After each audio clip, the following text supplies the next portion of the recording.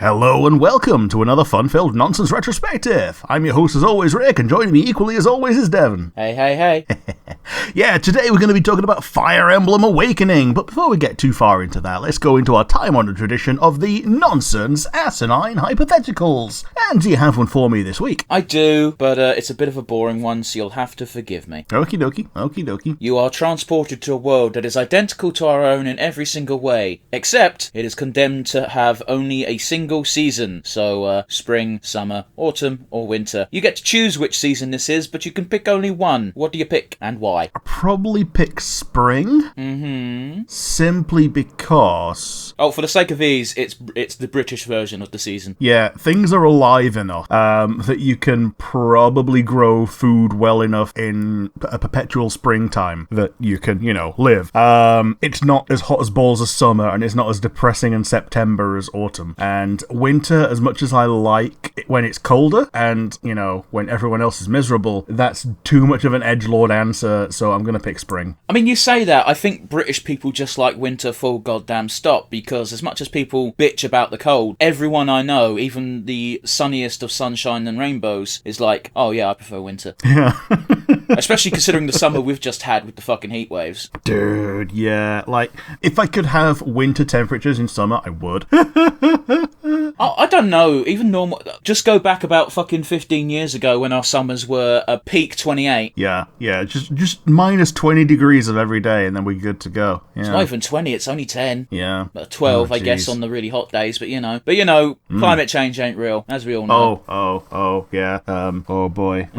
Yeah, fucking idiots. Man, the worst one is when you get some high-profile dude who was previously a respected and beloved person just going on and harping on about it when it's been paid for, obviously, by an oil company. Yeah. Yeah. It's like the microbiologists... It sucks, bites, and indeed blows. The microbiologists were like, oh, cool, we now know how the climate scientists feel when COVID hit. But it's one of those things with, I can understand it to a certain degree with climate change, because it takes time to see the effects, although, if you've got 2 brain cells, it doesn't take a lot to fucking realise shit's going wrong. But with the microbiology shit, when COVID came out and people were denying it, it's like, but people are dying! You can see the effects immediately! What is wrong with you people? Yeah. They think they're paladins IRL and have divine protection from disease. No, that's not it. That's not even what I'm talking about. I'm talking about the crazies who, despite the astronomical numbers the pandemic brought as far as deaths are concerned, still fake virus, it was just a really bad flu. Yeah, still think it's the flu. But even if it was just a really bad flu, that's still fucked. Yeah, it's still worth being upset about because, normal flu is bad and can kill you. A bad flu is even worse. But anyway, you picked the springtime. Yeah, I picked the springtime because I think it's the easiest one for people around the world to survive in. It's a magical world. Yeah. I'm just saying. saying. There are bunnies everywhere. We're just going to be arse deep in rabbits. I'm just saying, I think you're taking too literal of a standpoint to the fun hypothetical part. But hey ho, you do you. Plus, the number of times in Britain we've had extra seasonal weather and had freaking snow in spring. Yeah. I've only ever experienced snow in spring. I've never had snow in winter, except for maybe a couple of times when I was a wee little baby. Well, I'm 200 miles north of you, so we get snow pretty much whenever it decides to come. So, yeah, we do get winter snow. I think we've had one white Christmas, which is mystifying because I went 30 years of my life without a white Christmas, despite it always showing up on telly and in movies and everything. White Christmases is more of a fucking American thing. Yeah, it's a Christmas card. It's a Christmas card. New York. A New York Christmas card where, it's about the... I think it's even further south than we are, but the North Atlantic Drift. So it's colder when it's colder.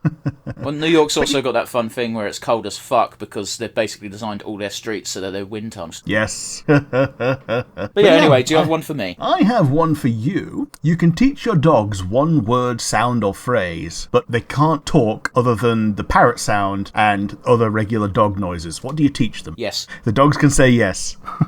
Well, you got the most useful thing that they can say is either yes or no. Yeah, I guess so. And seeing as you're giving me one, I pick yes. Yeah, and fair then enough. Then you just teach them, hey, if you mean the opposite of yes, say yes but twice or something like that. And then you get 2 words out of it, and they're the most useful. Or just make a dog noise. Oh, yeah, but you're giving me words, Rick.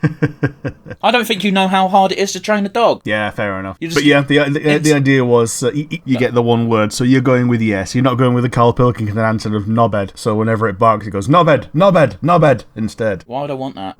Because it'll be funny. Nah, you got a different bar to me. Okay. Yeah, I suppose you have to live with the dogs, whereas... Oh, you see, here's the thing. You don't have a dog, Rick. No, I don't. I do have a dog. Therefore, my instant thing is, what is the most useful thing my dog could learn to say? I'm not teaching it squirrel. It would be a fucking nightmare. Oh, boy. Man, we've actually got squirrels here, and yeah... Yes, I have squirrels here as well. They're fucking vermin. They're everywhere in Britain. Yeah, fair enough. Yeah, we live next to a little forest, and... I live next to a train station. The little fuckers can live anywhere, and I'm not joking, and they're not red squirrels, they're the grey kind, so fuck them. Yeah, we've got greys. We get a cull every couple of years, and then they always seem to bounce back because they're tree rats. But yeah, after that, we'll get into the meat and two veg of what we're doing today. We're doing Fire Emblem Awakening, and I don't know if you know this, you probably do. This was meant to be the final Fire Emblem game. Rick, it's my first piece, my first sentence on the on my notes was, it wasn't meant to be the final Fire Emblem game so much as when they were developing it, they're like, listen, our sales are shit, this is probably going to be the last one, so let's go all out. Yeah, and the effort they put in showed. They didn't think it belonged in the future. So yeah, when you say they went all out, they put in a load of references to the past. They have Marth in inverted commas, being a direct descendant of the real Marth, tying it to the regular timeline. You got the Falchion returning, and Tiki shows up. Yeah, except now she's a MILF instead of a child. Oh yeah, I vastly prefer Big Tiki. Well, I'll tell you this for free, Rick. This was my first Fire Emblem game, so I didn't know she was in a previous Fire Emblem. I sure as fuck did not know that she was basically Naui. Yeah, me too. So, like, it was obvious later on when they kept talking about it that they were the same race, but yeah, I also didn't know that she was originally a Naui. And I thought Naui was just little because she was always little, and not just because she's in that young development stage of a multi-thousand-year-old race. See, this is the thing, isn't it? Because we can both point to the comic panel where it's like, no, I don't want to be a pedo when it comes to partnering Star with Naui, but she's okay. This is going to be a bit of a fucking tangent, but we gotta go down it. I don't mind characters looking young when they're old, as long as they act like they're old. Whereas Naui acts like she's 12 and she looks 10, but she's actually 3,000, which makes her technically legal, and it's like, oh, Japan. Yeah, it's just not fun, is it? Oh boy. It's just like there are countless examples, specifically in anime, like, let's not beat around the bush here, where it's like, here's this 12-year-old girl, she's actually 3,000, so fap away. And that is entirely their angle. Like, you gotta bear in mind, Japan's a weird place, because their consent laws are all over the place. Yeah, they are. But also, oh man, yeah, she can have children, and she can have a child who in a very short amount of time ends up more mature than her. Yeah, but that's just depressing. Yeah, it's depressing for both of them as well, because also she gives the child a stupid name. Nah. Yeah, she gives her the name of Na. In Japanese, Naui is called Nono, and she calls the child which is just two N's, which I think is like it's like a Japanese word for like, yep. And yeah, in both versions, she has to contend with having a stupid fucking name. See, this is why I think there should be some sort of legal force that dictates what you can and cannot name your child, because I think you can get any old group of people to do it. You just you submit birth certificates, like, this is what we name our child, and it's like Sephiroth X Steph cool kid, insert surname. Let's Google any of this. Absolutely fucking not. Yep. Like, I'll always point at that one time there was a campaign from Turok. If you named your baby Turok, you got some free goodies. That was even better than that was, I think the game's full name was Turok Shadow Baby or something. Oh, yeah. Or that might be a meme from the Best Friends channel, I can't remember. But, you know. It might be, yeah. But apparently some people did claim it, and it was something like you got a free copy of the game, and it wasn't even a better game in the series. So it wasn't like the first Turok Dinosaur Hunter or Turok 2 that was good. But back in the day, that would have been like 40 quid at most. Yeah. It's not worth it. It costs more than that to go to Depot and change your name. Yeah, it does. It was entirely for fucking not popularity. Fuck it. It was for popularity. It was for PR and all that. And yeah, like you say, it costs more than that to change the name to something sensible. Ridiculous entirely. That being said, I've forgotten my point. Go on. I was going to say, sometimes we do talk about our previous experience in the series, and you said already that this was your first Fire Emblem game. I think, like most people in the UK, my first experience with Fire Emblem as a series was with Smash Brothers. I didn't have a Nintendo console, ever. My Nintendo consoles were handheld exclusives, so yeah, 3DS. Okay. So yeah, there's even a TV trope of Marth debuted in Smash Bros, where people from outside of the series' home territory just assumed that a character started in a spin-off when in fact they didn't. And we did get a couple of Fire Emblem games in between. In the UK, I think we got the Ike games on the Wii, and we got the remake of the Marth game on the DS, but they're ridiculously rare. Well, case in point, we have a mutual friend who every Comic-Con will try to hunt down one of these games on the original NES. I don't know why, he doesn't have one, but he does this, and he'll find it, and it's like, oh, 70 quid, that's expensive, I'm not buying it. And it's like, but you must have known that's how much it would cost, surely. Yeah, like, you paid 50 to get in here. Well, no, we don't. No, we don't pay that much to get in. What the fuck are you on about? What conventions do you go to, Mr. Northerner? Okay. But yeah, if you pay an entry fee to a con and then buy nothing, then you've wasted your con fee. No, he buys things. I'm just saying. I always find it baffling when it's like, oh, let's go here and do this, and it's like, why? I want to see if they've got so and so. You gonna buy it? Maybe 70 quid. No, too expensive. But it's like you've been looking for this thing for ages. Yeah, you must have known it was going to be expensive when you found it. And apparently going on eBay is no fun. Oh, well, he's a weird gentleman. But yeah, this was also my first full Fire Emblem game, and when I looked into it, turns out it was a massive console seller in the UK. In the week that it released, 30% of all 3DSs that were sold were the special edition Fire Emblem bundle console that had like Fire Emblem stuff lithographed on the top lid, and it boosted console sales of the 3DS by 50% that whole week in the UK. Damn, I can't even remember what game sold the 3DS to me, but it sure as fuck weren't Fire Emblem. No, like when I got the 3DS, I basically pre-ordered it, and then they realized, oh yeah, this is too expensive, so everyone that paid full price gets like 20 free games.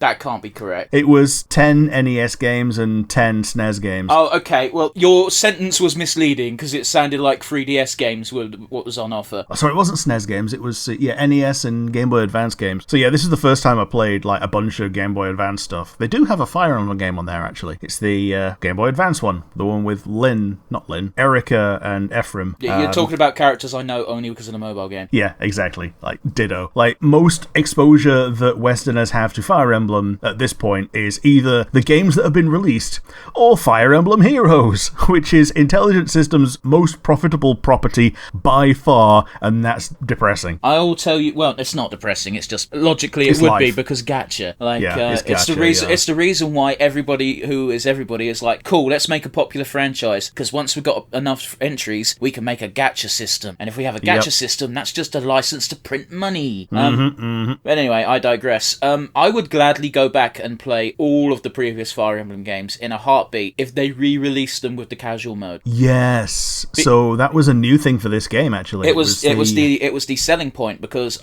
I had heard of Fire Emblem before, and every time I googled it, it was like, oh, if a unit dies in a map, they're gone. Yeah. So the reason you had so many essential clones of character archetypes in Fire Emblem was because you were expected to lose a couple at least. Yeah, except I'm a crazy person, which means I would not accept that, and it means every map I would play, not that I would have done this, because I was like, this is clearly not for me, because I can see my mind goblins going crazy. But what it means is I would play the game, and I would get halfway through a map, oh, I've lost a unit, cool, restart the map. Yeah, just redo the map to avoid the permadeath. Pretty much. They kind of, it's weird, isn't it? Because they kind of added a feature in Free Houses, specifically to get around this, despite the fact they removed the possibility of even having it in the first place. Yeah, so didn't you have an option in Three Houses? You can either go casual mode, which is what this one introduced, or you could go classic mode, which was permadeath, and you also had time rewind. Yeah, you get time rewind no matter what. Yeah, you can even use time rewind in casual casual mode.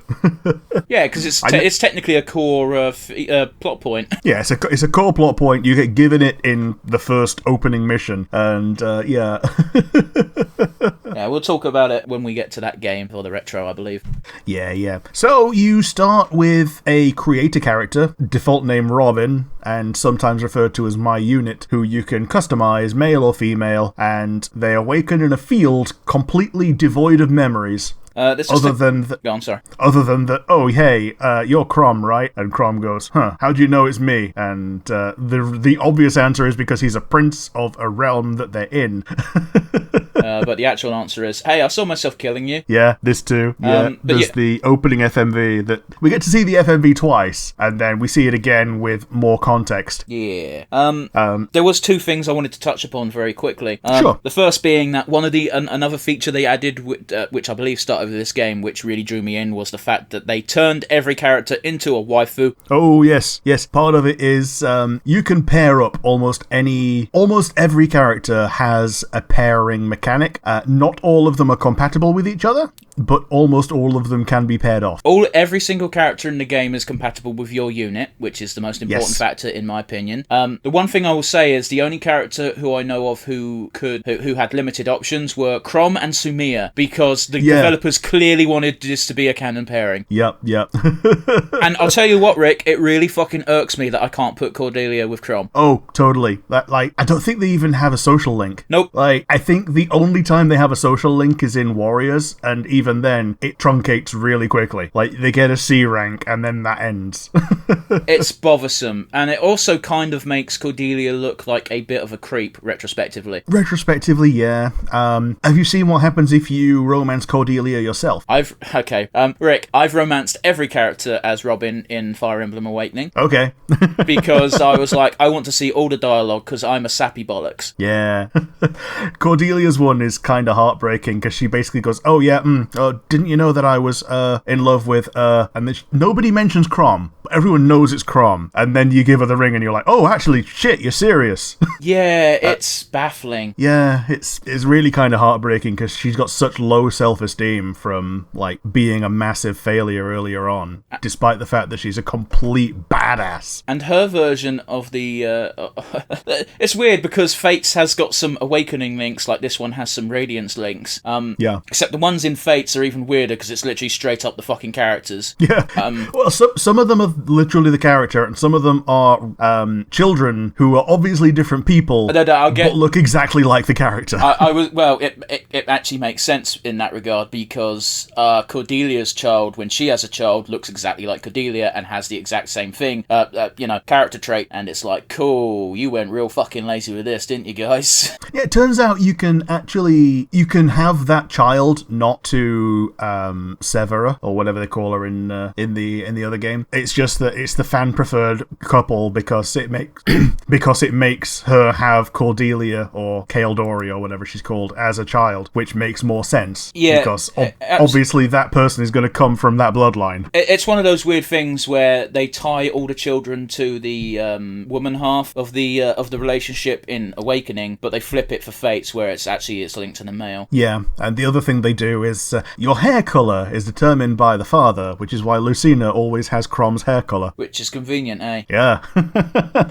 You can have a unified character design. But yeah, it's one of those where I've got real mixed feelings on the child mechanic, because I get it. It exists because if you're playing on the classic mode, you need to replenish your units. Yeah. If you're not playing on the classic mode, it means your roster gets bloated and you've got a bunch of characters that really don't add anything to the game. Well, yeah. If you're playing on casual, then the new characters that come are just straight up better than their parents. Yeah, so, in fact, back when this game came out, there was a fucking, not just one, there was several guides of, okay, this is who you got to put with who. Make sure this character learns this skill at this level, because then that way this kid gets it. By the way, Donald is king. Yep.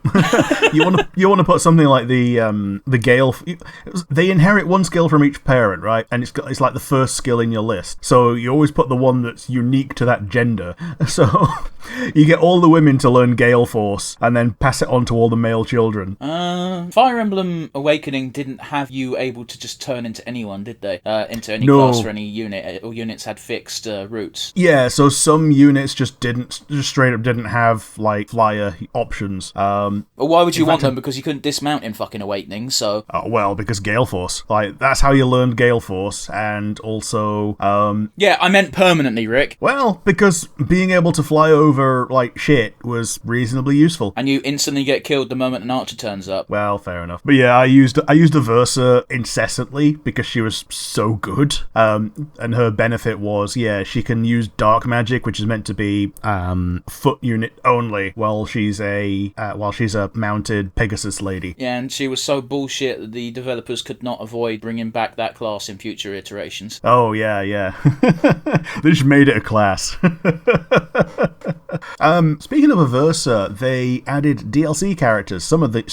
Most of them were free. In fact, I think all the characters were free. It was just the missions that were paid DLC. Yes and no. I've been informed by a very quick Google search before we started today that legacy characters were paid DLC. Okay. So if you wanted, like, Marth. Yeah, I don't know the exact character list because I didn't dive into it. I may have been lied to. It's unclear. Yeah, and there's one additional one called Priam, who is... a descendant of Ike. Yeah, he's very definitely a descendant of Ike, and he very definitely is in this world, and yeah, it just ties that world together as well. Well, hey, in case it wasn't fucking clear, do you know what the name of his quest was? Was it Radiant Dawn or something? It was the Radiant Hero. Yeah. Crom and Robin go on a secret mission to hunt down rumours of a descendant of the legendary Radiant Hero. And when you recruit him, he has fucking Ragnall. Yeah, he's got Ragnall. He doesn't have Ether, but he's got the two parts of Ether that make it up. He's got, like, Lunar and Soul? Yeah, he's got Lunar and Soul. My god, that fucking combo ability. Okay, before we go any further, Rick, I do have to give a shout out to the best critical or strong hit soundbite in the game. What, pick a god and pray? It's so good. Why is it given to a character you should immediately ditch? Man, because every single... I never paired her up with Crom. I ended up pairing Sumia with Frederick, just because they were just both spares. Who did you pair with Crom then? So on my first playthrough, I paired my female main character. On my second playthrough, I went, Olivia is difficult to get with Crom. Let's do that. Yeah. That was a fun playthrough because you got to essentially just not put any of the four options with Crom until Olivia turns up, and then just spam Olivia, and then she goes from C rank to S rank in one fucking chapter. Yeah. You basically earn C rank during that one map. You have them glued together at the hip, and in the next chapter, she's already at S rank, and you can just go back and replay the stuff that happened as it would have happened in the past, which is kind of cute. And also, if you don't romance anyone, then he just goes off and marries a village girl that doesn't even get a name. I didn't even know that was a possibility. Yeah, it's so easy just to get ranks with Sumia that if you don't want ranks with Sumia, you've literally got to, like, pry bar her away from Crom. Like, literally, because I'm pretty sure even the first mission where you get Sumia, it's the it's the tutorial for teaming up units, and Crom and Sumia are automatically teamed up. Yeah. It's like the developers so hit you in the face with a brick with that fucking pairing. And it's a fine pairing, it's very adorable, but, fuck me. Variety is the spice of life, I believe is the expression. Yeah. And, like you say, all the women have a child attached to them. Sumia's is, the hero girl whose name escapes me. Oh, well, you know what? Give me 2 seconds. I'll just bring up a list. It's Cynthia. Yeah, Cynthia. Apparently, she was a massive failure, and when everybody died in the bad future, she went, "Oh shit, I gotta become a badass," and she becomes like obsessed with being a hero. To be fair, if your older sister is Lucina, yeah. Here's a fun one. Looking at the fucking second generation character list, they all have grey hair by default, which is I think Robin's default hair colour. No, yes. Robin's is bright right. Ignore me. No, this is a darker grey.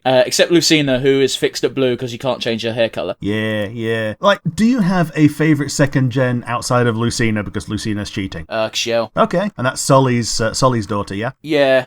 I've got issues when it comes to buff warrior women.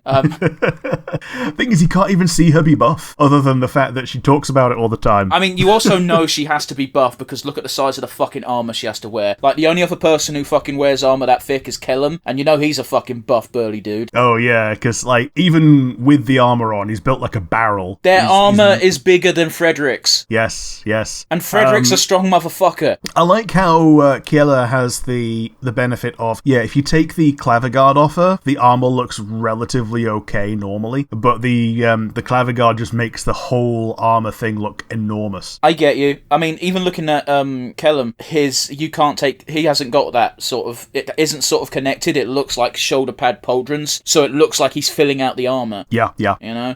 Okay, Kayla gets a little benefit of, there's at one point in one of the side missions where she gets intoxicated with truth serum. Oh. And she admits to finding Severa attractive. In Japanese, it's implied the drink was an aphrodisiac, and she also thinks that Severa is attractive, so if you want her to go smooching things, yeah. That makes, I mean, yeah, fair. Severa is one of those character designs who I think is just universally appealing. Yeah. So I get why they picked her as the object of affections. I'm actually kind of surprised. Actually, no, I'm not. The fact that it's an aphrodisiac in Japanese is what I was going to say in a really weird way for some fucking reason. Because it's an aphrodisiac in the Japanese version. It makes a lot of sense because despite our progressive society, and even Japan to a certain degree, they still don't like the big gay. Yeah, so they have to substitute it for the little gay and just say that, oh, everyone's a little bit horny. All you have to do is turn it up to 11 and your true colours will shine through. Something along those lines. Like, they've gotten better with it. Like, they introduced a whopping two, oh my god, characters who were half and half in Fates, and there's a few more in Free Houses, but there's still quite a disparity, shall we say. Yeah, there's like 2 options for male on male, and one of them is just Alois, and he's just your friend, super friend, because he's already married. The only actually gay male or bisexual male in Three Houses is Linhart. I'm trying to think, because I think one of the Ashen Wolves is... Oh, Yuri, yeah. I believe he is also a valid option, but he's also DLC, so it don't count. And as you say, based on the Warriors game, Sylvain is as well, but because it wasn't in the original game, it's not true. Yeah.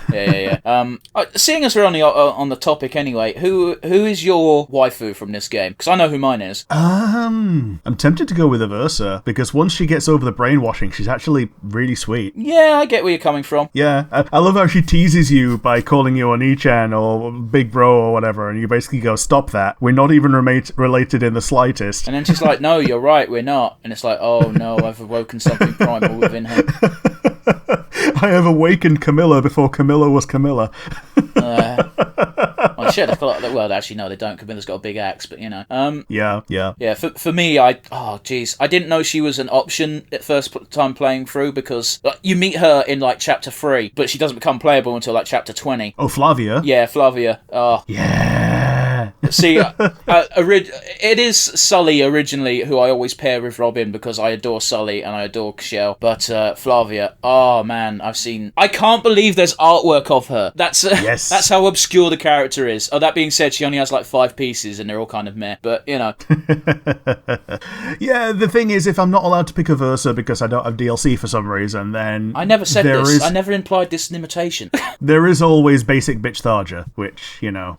I think it is a fucking disgrace that they did not make Tharja bisexual, because she clearly just has the hots for Robin regardless of what's in their pants. Oh, definitely. Like, when you get to Fates, they rectify this. Yes. by making new Tharja, Rajat. One of the, Rajat, and she's one of the, I think she's the only female on female option for that route, but the downside is it deprives you of the player character's child if you go for that pairing. Yeah, that's like I said, there's only 2 options in Fates for gay romance. You got Rajat, which is weird because she's one of the second generation, which is already odd. The other one is Niles. Yes. Funny enough, they are both noir. Yeah. Isn't Rajat Hoshiden? Who? I thought Rajat was Hoshiden. Maybe she is. I thought she was Nyx's kid, who is noir. Well, let's fucking Rajat. My apologies. She is Hayato's kid. Okay, is that the guy that's got the eyes closed all the time? I don't know. Give me 1 second. I've got to click a bunch of links. No, it's the it's the child. Okay, the one that looks like Matt. He does not look like Matt. How dare you? No, that's an insult to both Matt and Hayato. He's got the perpetual eye bags and everything. He looks like he hasn't slept since birth. No, he doesn't. Who the fuck are you looking at? Oh man, I must be thinking of someone else. Oh boy. I think this is literally a child. He's got a fan type thing. He's one of the talisman magic users. Okie dokie. He's the child from the Wind Tribe thing. You meet him really early on. Okay, yeah, I never played Fates because I got soured by the fact that you had to buy 3 games to get 1 experience. I don't blame you. It wasn't worth it. Yeah, they fixed that in 3 Houses by you pay once, you get 3 experiences. Yeah, like there are 4. Very there quick. are 4 routes. It's still 3 experiences. I know the character you're thinking of. And the character you're thinking of also does not look like Matt. Okay. But yeah, you start in the field. You join the Shepherds, which is the group that Crom leads. They're a bunch of roving heroes led by a prince and a princess who just go around righting wrongs within the Kingdom of Elise, or the Haledom of Elise, that is, leaving Emerin, the eldest sister princess, to be the queen. To be fair, she's the only one who knows jack shit about fucking domestic politics. Being a ruler, yeah. Because Crom's shit at it. Yeah, he is. Like, he actively enjoys going out and being a warrior simply because A, he don't really care about politics and he'd rather someone else do it, and B, he's a damn good warrior if you get over his one weakness, which is he breaks everything that he touches, which is why he gets the falchion, which is unbreakable. Yeah. Rix, what is your opinion of him using the holy relic that is the Fire Emblem as a shield?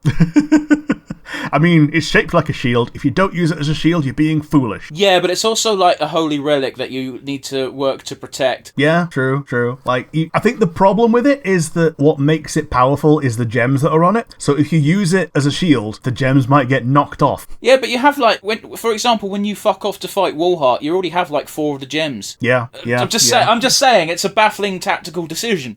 It is a bit. However, part of the benefit of it is he's on the front lines. He's showing the thing. Yeah, except almost every single combat that you fight in, it's like, okay, guys, we cannot possibly win a full-on invasion type fight. So what we need is a crack team of individuals to launch a surgical strike at this one location. Meaning, no, he's not fighting on the front lines.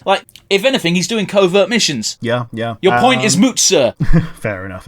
But yeah, I was basically today years old a couple of weeks ago when I realised that the Crest of Flames in 3 Houses is that universe's equivalent of the Fire Emblem. It's so obvious when you look at it that way. You know what? Now that I'm thinking about it, I can't remember what the Fire Emblem is. Oh, it's the sword in Fate, isn't it? They've got the Sword of the Creator. Is that the Fire Emblem in that game? I can't remember what it is. All of the games have a Fire Emblem. Funny that.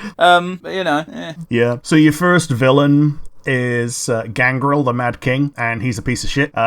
He finally gets put down, mostly for good, in the episode where Olivia joins you. Oh, he gets put down. He gets put down in that for definite good. The one that you fight in the side quest is technically an alternate realities version of Gangrel. Okay, yeah. So you get the side quest versions of DLC characters of pretty much everybody who's named, apart from that one general. What general are you on about? There's this Plegian general who's the only good guy Plegian who doesn't join you. He's not really a good guy. Are you talking about the guy in the one map straight after Emerin's fall, shall we say? Yes. Where you get the best fucking song in the game. Yeah. Which I have on my MP3 player because it's that good.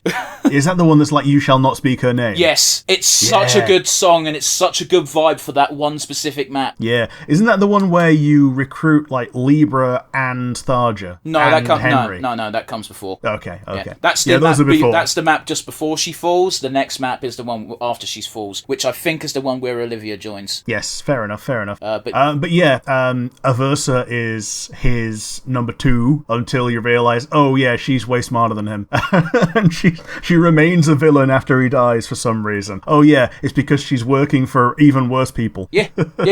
There's like very quickly, Rick. Do you want to talk about how this game, none of the character models have feet? Oh yeah.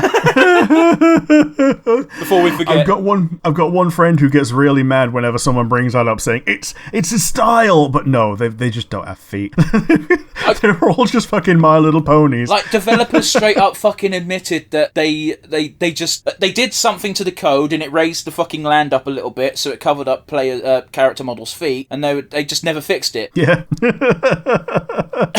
It's they've got feet in the official artwork and everything. Yeah. And like they've got hands, but like even when they run, they don't have feet. So it's so silly. Oh, and once someone points that out, you will never not notice it. Yeah, it's the only thing you can look at, pretty much. It's great. It's great. But because it's such a simple game, the story shines, the gameplay shines. It doesn't ruin the experience. Yeah, and like because it was a 3DS, they had a decent amount of space to work with in terms of file size. So they had a decent amount of voice acting. As we say, we've got the voice lines for pretty much anything like criticals or a surprise attack or whatever. We've got pick a god and pray, Tharja going, yay, danger, and things like that. They just add so much love and character to the character, as it were. Talking about Tharja again, like, fuck, how could my stalker possibly be this cute? I absolutely adore that when you S-rank with her as Robin, she gives you, she gets a hug from you, and then she goes, no, this doesn't feel right, and makes you turn around, and she hugs you from behind. Yeah. Man. Don't stick your dick in crazy. Maybe a little bit. Just the tip. Wow. Yeah, Tharja has a bit of a face turn apparently in the future because she doesn't teach her daughter any of the curses that she knows. Although she does fucking trick her into thinking she's cursed her though for some reason. Oh yeah, she tricks her into thinking that she is cursed and gives her like an amulet to suppress her murderous side, because she's got a switch that she can flip between being feminine, demure and shy and being blood and thunder. Which I like the fact that they play on that a bit with a Free Houses DLC character. Yeah.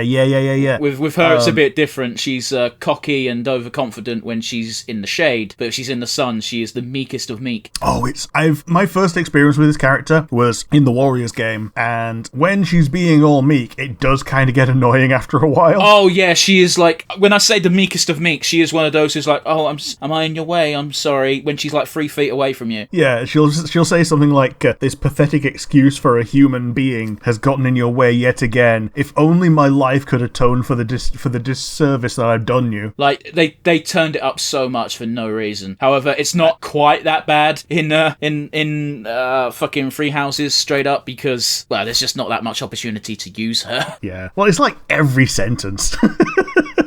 But also, it's nice to see when she does smile in that form. Yeah. Because that means that she actually really is happy. Whereas if she smiles in the other form, it's just because she's trying to brush something off half the time. Yeah. Meanwhile, you've got Noir, who goes into bloodthirsty Viking mode, and Tharja just takes her necklace off her and goes, who gave you this silly thing? You did. But yeah, after we get dealt with the Mad King Gangrel, we get Walhart, the Conqueror. Before that, we do get a time skip. Oh yes, the time skip. Yeah. The whole point of the time skip is Lucina is born now, and Lucina is back. Yeah. I love if you've got Sully as Crom's wife, she goes, what? So this trollop has the same name as our daughter? And Crom just goes, yeah, it's the same person. Oh, it's even better than that, isn't it? Because Sully is straight up gonna fucking punch a bitch. Yeah. Like and I think the best thing is she's not even mad at Lucina, she's mad at Crom. Her ire is directed entirely at the person who cheated on her, not the person that he cheated with, even though that's not the case. Yeah. Yeah, so, sorry, I really should dial it back a bit. Lucina appears pretty early on. she's an enemy a couple of times, but like a friendly enemy rival, and then she just joins you and warns you about shit that's going to happen in the future. Yeah. So you can avert destiny. You kill Validar really early on, but Grima's like, nah, need you. Oh yeah, you do, don't you? Validar is Robin's father, if I recall. Yeah, it's Robin's father. He's the leader of the Grim Leal, and he's a chump-ass bitch. He's like level 3. Until later on. But yeah, it's the same mission that you get Gaius to join you by bribing him with sweets. Yeah, that's a character trope that's weird. Yeah, I don't know if it was the same in earlier games. I assume it was, but you can recruit certain characters by leading a lord to them and having them talk to them. Well, again, I've forgotten her fucking name. She's like a super science lady, but she does comics that are funny. Ah, yeah, Katie Teedrich. Yeah, she did a comic where it's Robin squinting and looking out on the horizon, and a random soldier just goes, "What are you doing, sir?" But that one, because it's the one character who doesn't look like all of the generic character models around them in the enemy army. I must speak to them. Yeah. You've got generic Marauder 1, 2, and 3, and you've got anime person. Yeah. But yeah, Lucina helps you defy fate, and you do. That being said, I've never actually seen how the conversation goes if you're in a relationship with Lucina, but there is that really tense moment where you have to decide whether or not to let Lucina fucking execute you, which, yes. Unless you're in a relationship with her, I don't know why you would not instantly go, fucking square up, bitch. Well, I did it as her mother. Well, that's weirder. Yeah. Does she like have a thing where, no, I can't strike down my mother or something? Yeah. You can just say yes, and you can throw your arms open with a smile on your face. That's fucking anime. And it's her that, like, drops the sword because she can't do it. Yeah, you see, that's, again, like, having a personal relationship with Lucina, I can understand going, oh, fine, fuck it, I'm not fighting you. But, with it just being your friend's daughter from the future, it's like, no, I like my life, I'm going to keep living, thanks. Yeah. But you don't understand, if you live, the whole world gets destroyed. It's like, I will make sure it doesn't, believe me. Yeah, we've got like 6 chapters left, bitch. Very important to note that you do only get... there's only one way to have Robin survive properly. Is that the... Sorry, not Robin survive, sorry. To have everyone survive. Because if you have Crom execute Grima, he gets fucking murked. If you do it, then you get to restart the game. Yes. It's just to have a random nobody do it, isn't it? That's not an option. Is it not? Okay. Because it's actually a choice. Unlike... I think they should have done it that the character to strike the last blow in-game is the person who canonically struck the last blow. However, what they do is you beat Grima and you get the option of Crom's getting ready to fucking murk a bitch, and you can just go, Crom, don't worry, I got this one, buddy. Or you can just let him do it. It's like Dragon Age. I was always a bit annoyed by Dragon Age that the choice was picked early on and you get a cutscene, as opposed to the person who strikes the last blow actually gets the last blow. Yeah, I mean, with Dragon Age, there's also the side quest of, if you bang Morrigan on that night or get someone to do it on your behalf, then it just nullifies the whole someone dies aspect. Yeah, but not everybody romances Morrigan / likes Morrigan, and I don't know why. Yeah, well, it's not even that. Like, you can just ask Alistair to do it on your behalf. Yeah, but again, some people just don't like Morrigan. They don't. Yeah. They don't like Morrigan to the point that even though this means my player character might die, I don't want her to get the thing she wants. Even though the thing she wants is have you survive. Yeah.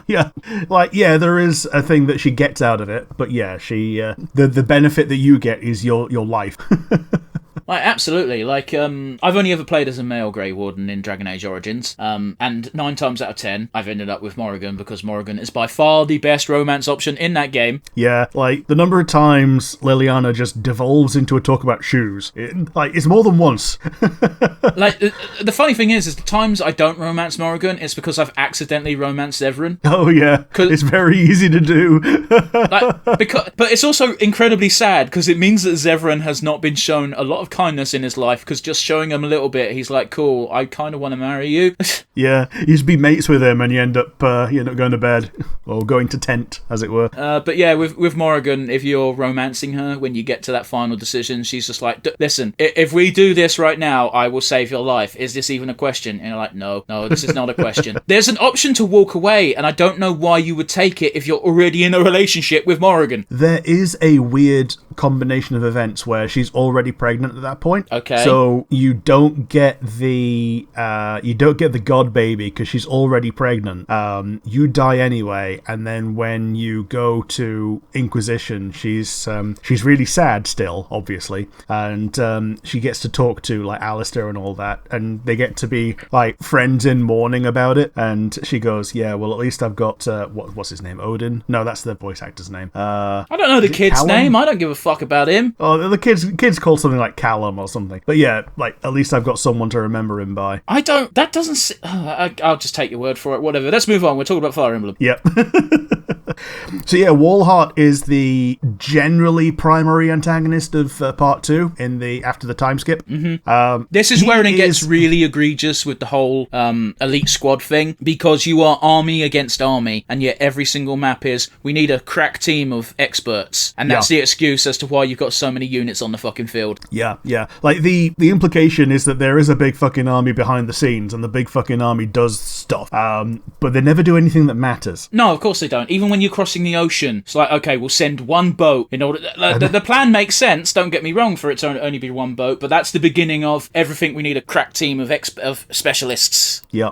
Like, it even makes sense in Act 1 because you're trying to be. You need to be stealthy, because if you do a drawn out, long, lengthy conflict, Emrin's going to die straight away. So we can't do that. Yeah. Whereas, like, you can understand army versus army that most kills happen during a rout, because generally people bash at each other's shields, annoy each other, and just keep going for hours and sometimes days. According to the Art of War, you should 9 times out of 10, you should, more often than not, you should just let an army run away. Yeah. If an army is running away, that's the number one time that you could just kill them. Yeah. But like you say, but it's usually better to consolidate your forces. Yeah. Like if you constantly, you got to remember, if the enemy doesn't learns that they don't have the option of running away, where is their motivation to ever run? Yeah. It's one of those where you always leave an avenue of escape. That's like the core tenet.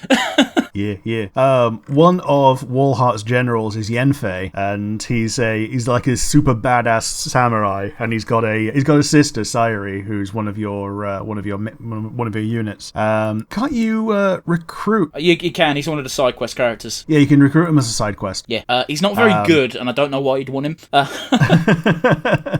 Like Walhart and Gangrel, I can understand wanting, because they are your big bads. Yeah, they're really good. Even though Gangrel is a shit, and Gangrel's a real bitch to fucking recruit because he fucking suicides himself. Yes. And they even justify it with, when you recruit him, he's like, I'm a worthless waste of skin, I should just die. And it's like, yeah, you should, but you're joining my team.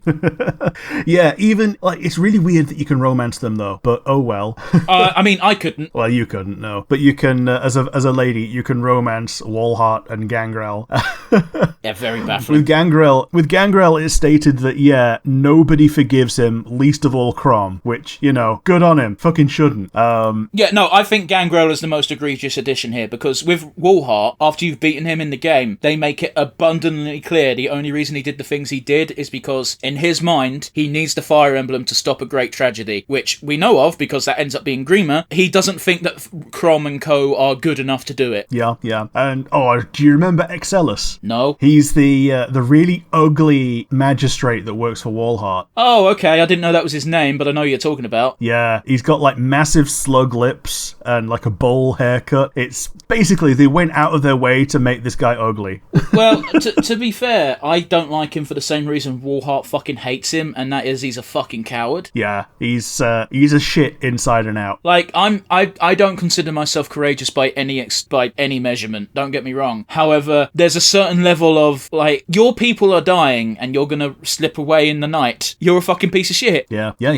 Unless you slipping away in the night has been discussed with at least someone and you're going to return with aid. That's the only, exonerating circumstance. However, we all know that don't fucking happen with this prick. Mostly just doesn't sneak out at night. He just fucking goes, his only spell is, alright, peace bitches, boop. Yep. His, the fact that he's a Grima worshipper is what ties the villains together as villains, because obviously Aversa is one of them. This guy is one of of them, and then when you get to the end game, you get to fight the gauntlet of Grima dudes, ending with Validar yourself and Grima as yourself. It's a trope, isn't it, at this point for Fire Emblem, where the last map or the second to last map is, okay, there are 13 legendary badasses. Here they are, kill them, is the final map. Yep. In Three Houses, the 13 legendary badasses were cut down to like 3 because I'd recruited the rest of them. Not true. You got to play Golden Deer. Okay. Golden Deer, the final map is you fight... the 10 elites, yeah. Yeah, but you also fight the dude that they served. I forget his name. Nemesis. Yeah, which, again, with that being my first route, I was very confused because it was so sudden and out the blue and doesn't happen in the other routes at all, so it's very much like, wow, Golden Deer really is not the main story, is it? Yeah, it definitely isn't the route. It definitely isn't what happens in the Warriors game. Like, he doesn't spend that much time at the church, does Claude, and he's like, fuck it, church is bad. So he's the one that's like, let's destroy the church rather than Edelgard. That's weird, but okay. We'll get there if we talk about Three Houses one day. Yeah. But yeah, I think that's enough about Walhart. Like, Walhart himself is a really cool design. He's like this big dude, an old badass, which I think you've been on record saying an old man who is a badass is a really good trope. Actually, there is a bit of a caveat to that. Old, tired badass. Yeah. Which Walhart does not fall into because he fucking loves it. Yeah, he's not tired. He's not stopped murdering for a day in his life. Can't stop, won't stop. I am the conqueror. But yeah, that's pretty much it for the story. Yeah, you finish with the big old fight with Grima on the top of Grima. Which is very weird. And it's got a human face underneath the dragon head. I don't remember that. Yeah, the implication is that Fornius gave its blood to the infantile Grima, and that it got human qualities because of that. And the human qualities is why he's able to possess human vessels. Okay. As opposed to Naga, who just is humanoid because she's like she's basically a super mannequin, and she says, don't worship us as gods, we're not gods. And Grima's like, nah, fuck off, we are gods. Yeah. This game is the last appearance of the Pan race, isn't it? The Tagwell, yes. Because they don't show up again in Fates, and they sure as fuck don't show up in Three Houses. I don't think we have any beast races in Three Houses apart from, the Divine Dragon bullshit. Yeah, the closest thing we have in Three Houses to the beast races are people using crest stones to permanently become a bestial creature. But again, it's not exactly the same. No. Like, they model it as that in the mobile game of, if Edelgard does it, she's a beast type. Okay, slight spoilers for a game that's like 5 years old now. And if you've got the mobile game, you've got this spoiler already as well. Dude, the game I remember the game spoiled Dimitri losing a fucking eye. Oh, yeah. That really fucked me off. Yeah.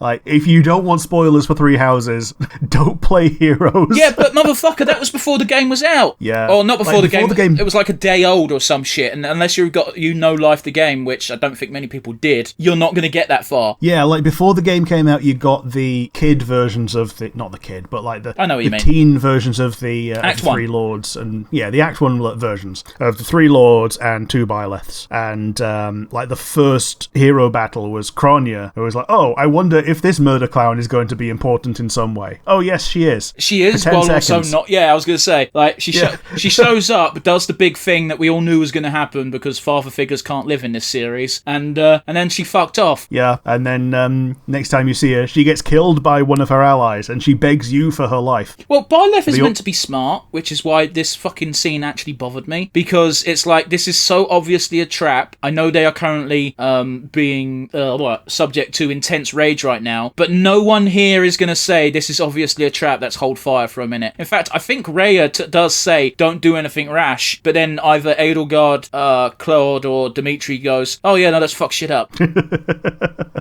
Yeah. But yeah, like you say, there's only one way to kill Grima and live, and it's by sacrificing Crom. Well, no, sacrifice yourself. Fair enough. Oh, is it one of those, because you kill the other version of yourself, a version of yourself has died, and therefore it's killed Grima? No, you strike the final blow, and then the final final cutscene happens, you watch the credits, and then you get the scene of you opening your eyes in a field, and you're greeted by Frederick, Crom, and Lisa, and instead of Crom going, oh, who the hell are you? Crom goes, oh, it's about time, we knew you'd turn back up. Oh, and it's also clearly not been that long, because, they look the exact same. Yeah, here's the thing, with the time skip, the adult characters look the same. Well, yeah, because it's been like a year, maybe 2. Yeah, it's not like the Three Houses time skip where everybody apart from existing adults gets a new design. Well, because one, as we've already pointed out, everyone is a teenager at the beginning of the game, and 2, it's 5 years. Yeah. Which, for someone under the age of 20, which again, most of the students are, in fact, all of the students are, that's a quarter of their life. Yeah, like especially Lysithea, who's like 15. I believe Lysithea is the youngest and is 15. And Petra's like a month older than her, and she never gets called out for being young. Petra's 16. Is she 16? I thought she was also 15, but yeah, okay. Listen, I don't want to get put on the list, so I'm not going to type out Three Houses character ages. But fuck it, I'm on the page. There's Petra. How fucking old are you, Petra? I'm pretty sure she's 16. Petra is biological information. Okay, 15 or 16 pre-time skip. So I think she might start at 15, and she must have a birthday. Yeah, everyone has birthdays, don't they? You can send flowers. Yeah, which, why would you not do? It costs 100 gold, which is trivial, and it gives you a friendship boost. The reason not to send flowers is if you can just go on a tea date with them. Well, yeah, but that's effort. Yeah, but if you succeed the tea date, you get charisma, or charm, as they call it. Okay, I'll put it this way, Rick. I've played through all 4 routes of that game. My character does not need charisma boosts. No, it's more for the person that you're on the date with, so they can win the dancing competition and become a dancer. But I don't give a fuck. Yeah. I love doing it with Raphael, though. You're allowed to do that, but it's not very useful to give him the dancer fucking job. It really bugs me that you can't give the dancer job to anyone. Or rather, you can't have multiple dancers. Yeah, you can't have multiple dancers, and you can't give it to someone who's not a student. So you can't just give it to Catherine, because she looks amazing as a dancer in Warriors. I'm sure she does. Yeah. Do they give her a six-pack? Not quite. She's got a little bit more clothes than that, but she can still wield the Thunderbrand when she's a dancer, which is great.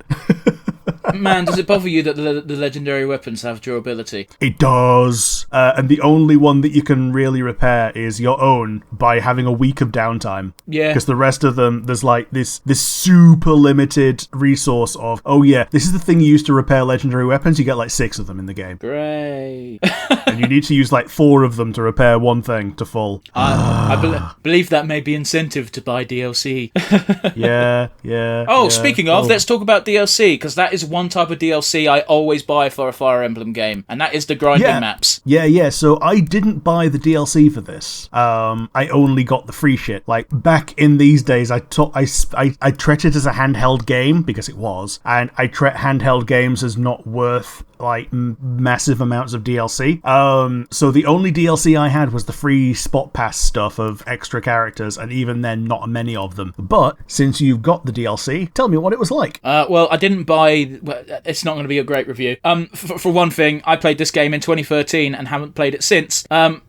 This is all from memory. Yep. I didn't buy the story DLC, but by all... if I recall correctly, the story DLC is basically, hey, let's see what actually happened in the future that scarred the kids for life. Yeah, the fun thing about that, because I read about it, is it's 3 chapters. Yep. And the chapters are female Robin, male Robin, and Grima. So it basically confirms that both Morgans are canon. Well, and only one of them gets sent back. Well, it's one of... Oh, fuck, that's depressing. But the... I always... Oh, fuck. So they're paternal twins, and one of them does not get sent back, meaning they probably died horribly. Yeah. Which might be why Morgan has amnesia. Yes. Because PTSD can do that. Yeah, and they're also the youngest, like, by far. Yeah, because everyone else is a proper adult. Yeah, well, Morgan's like... Except for maybe Cynthia. Yeah. And Morgan's like 14 and can still pair up with people, just like, Rickon. Yeah, well, let's not talk... Well, yeah, but you got to bear in mind, at least they've got the excuse of the relations, as it were, would have happened in the future, not... Oh, yeah. Whereas in Fates, it's a bit weirder, because the relations happen immediately because of weird time portal bullshit, which we will fucking discuss when we do our retro on that game.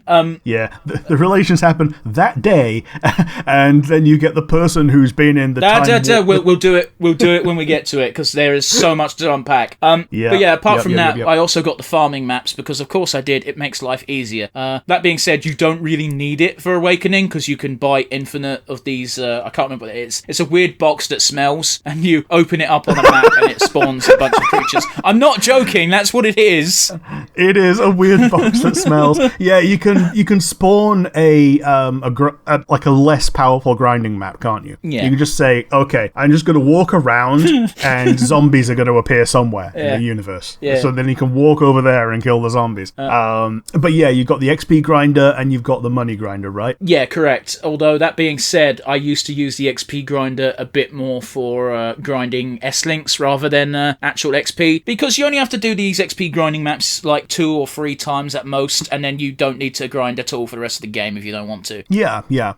And there's also a beach map, which is meant to be just for fun. I do vaguely recall that, but I don't remember why I bought it. I think it must have been part of a bundle. It might have been, yeah. I think it was basic. I think there might have been a bundle of anything that's not the story DLC. So if you got the money and the XP map, then you might have got them in a triple pack. I think there was another. I think there was another map that was weapons. Maybe, because this was back in the day when weapons had durability. Yes. Actually, is it literally just Fates that took away the durability thing? It might have been.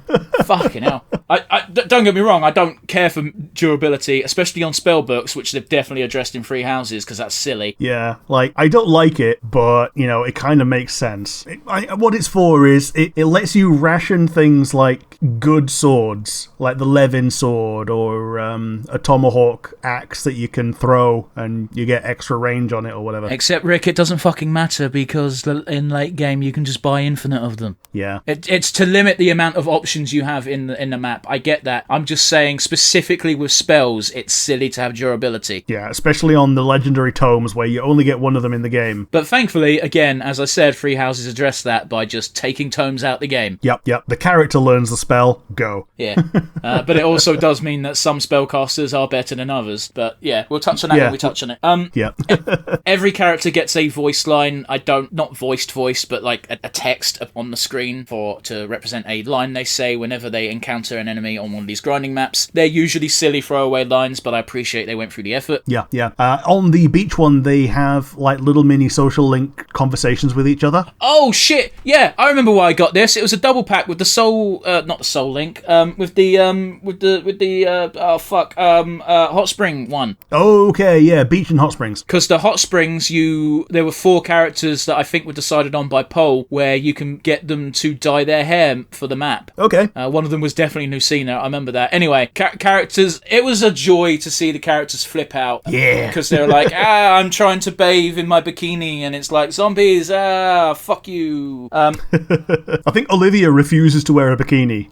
Maybe. Yeah, like, she already doesn't like being stared at when she's dancing, but she's good at dancing, so she has to wear the dancer uniform. I also might be getting it confused with Fates DLC, because again, I bought a few for Fates, but yeah, we'll get to it when we get to it. I appreciate that. One of the things with the XP grinding map is not all of the enemies are uniform. Yeah. A lot of them have these very annoying skills where the stronger level and therefore bigger XP sacks, for lack of a better word, have that ability that lets them strike first even when they're attacked, and also they get vengeance. So if you don't one-hit kill them, they will fucking annihilate you. However, none of these monsters will attack you. You have to attack them because they go in a straight line towards an escape point. Yes. And once they reach the escape point, they're disappeared, so you can't claim their experience. But everyone else is free game. And because you had the pair-up mechanic in this game, you would just pair everyone up with either a flyer or a cavalry and fucking blitz the enemy and swap out when you needed to. But yeah, that's about my review on that. The gold map was very similar, however, not quite as frustrating. In fact, I don't think the gold map actually had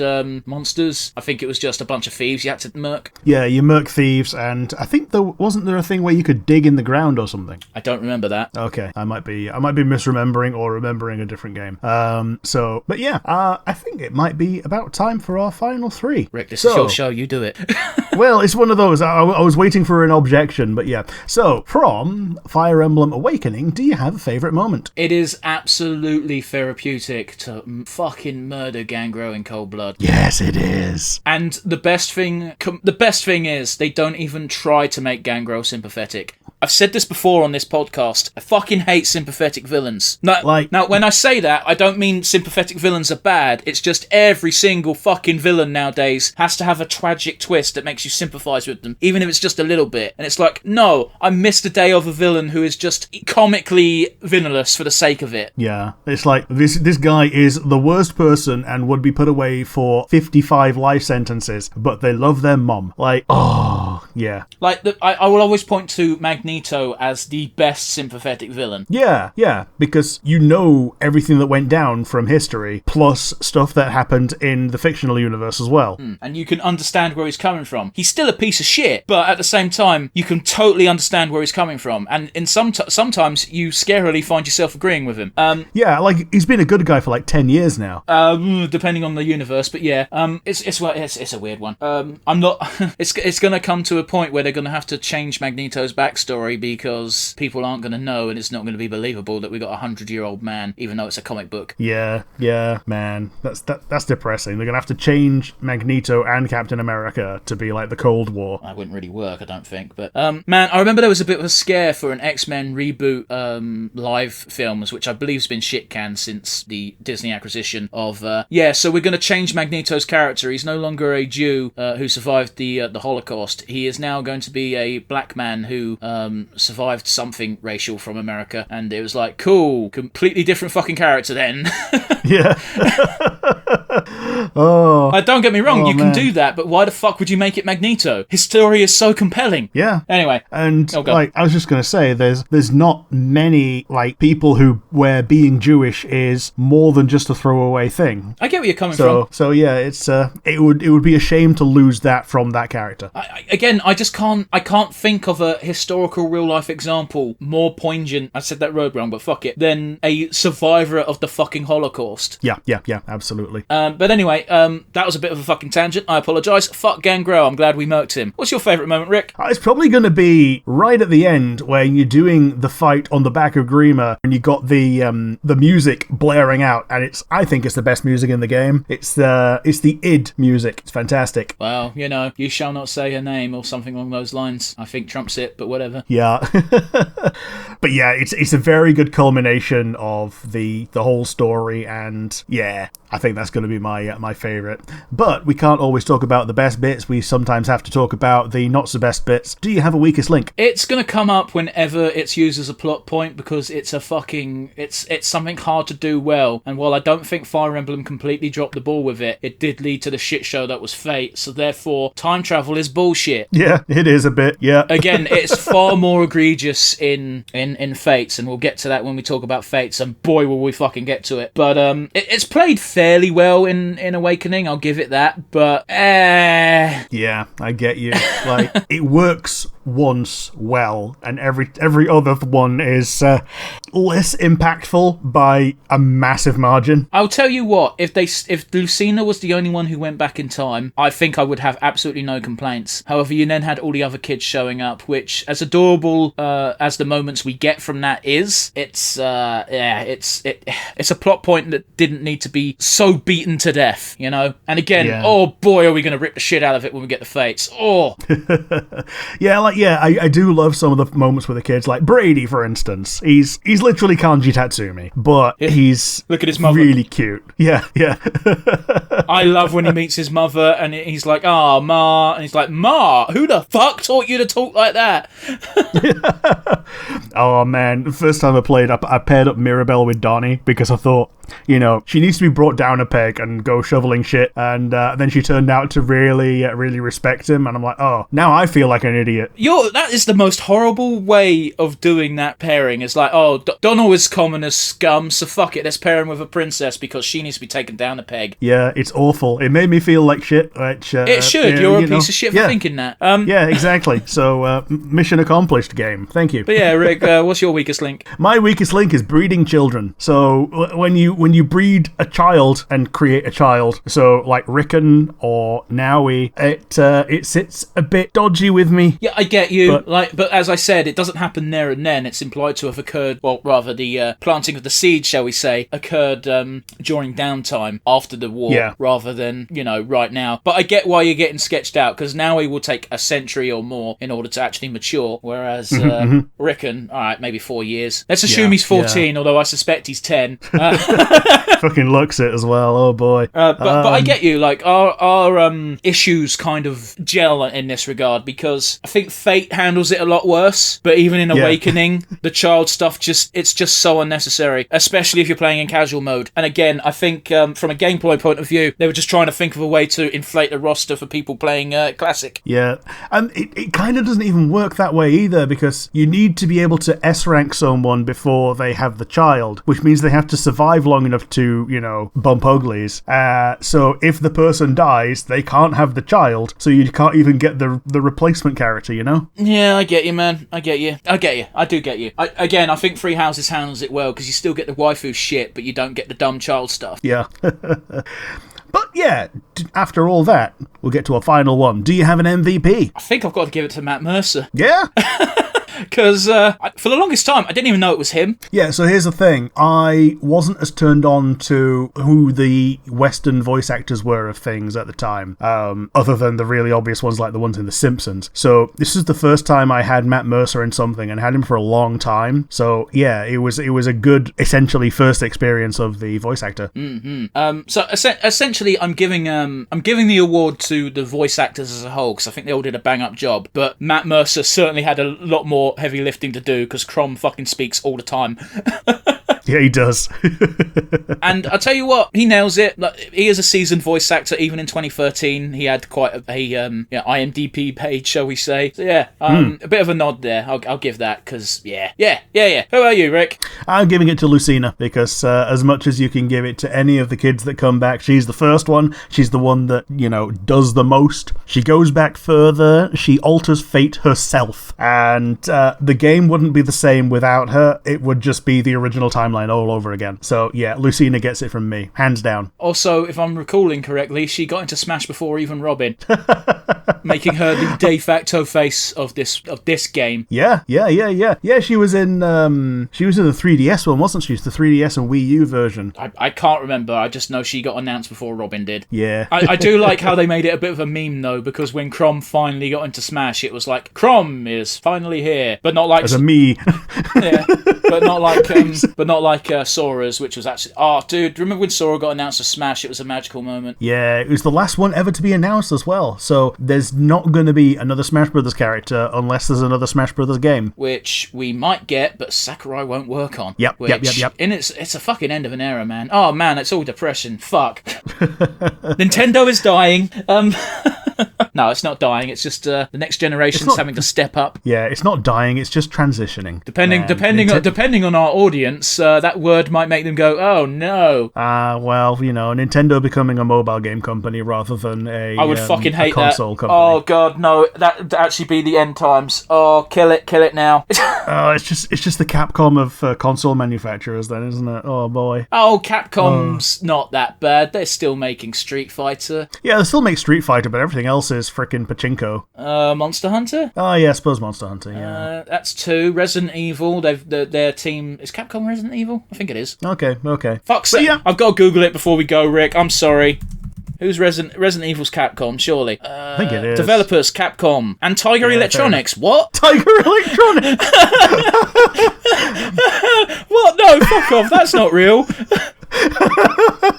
I think Tiger Electronics has had a finger in every pie, though, haven't they? Yeah, maybe so, but what the that's not a fucking name I'd associate with Resident fucking Evil. Okay, it's owned by Capcom, but the little... when you dive into it, it just says Capcom. However, when you got the overall synopsis on that weird sidebar they do on Google when you Google something very popular. Yeah. It says developers as Capcom, followed by Tiger Electronics, and then Rockstar San Diego, which I believe... you know what? I reckon these other companies are people who had hands in their arcade cabinets rather than the actual game. Yeah, arcades or like mobile ports or whatever. whatever. Fucking Tiger Electronics. Fuck. Talk about the dark ages of video games. And on that bombshell, if you liked the this tirade, Tiger Electronics. I know what we're doing for a retro down the line. Oh, Jesus. Yeah, we've got the comment section down on YouTube, and if you're not listening on YouTube and listening via one of the many audio platforms, you can send us an email. Send us one if you like. It'll boost our number of emails from human beings to 1. Where would they send such an email? One second. You can send us an email at sales@tigerselect.com. Don't do that, no. You can send us an email at nonsensereviewuk@gmail.com. Once again, that is nonsensereviewuk@gmail.com. I think Tiger Electronics is out of business. It might be. Like, I know they built a couple of consoles that were crap. That's dumb. Yeah. Imagine, it would have been even shittier than the Ouya. Oh, it was and all. They had one that had internet, but you needed a dial-up modem to attach to it. And it was a handheld. So you needed a fucking box modem to attach to this thing, to plug into your wall. Man, talking about dead fucking consoles, the Stadia's finally dead. Is it? Yeah. Oh, boy. Yeah, it fucking took a while, but they're finally like, oh, yeah, this is a bust. Yeah. Oh, boy. Okay, and on that bombshell, right, Rick? Yeah, on that bombshell, well, rather than getting bogged down talking about dead consoles, it's going to be a goodbye from me. And it's going to be a goodbye from him. Goodbye. Bye.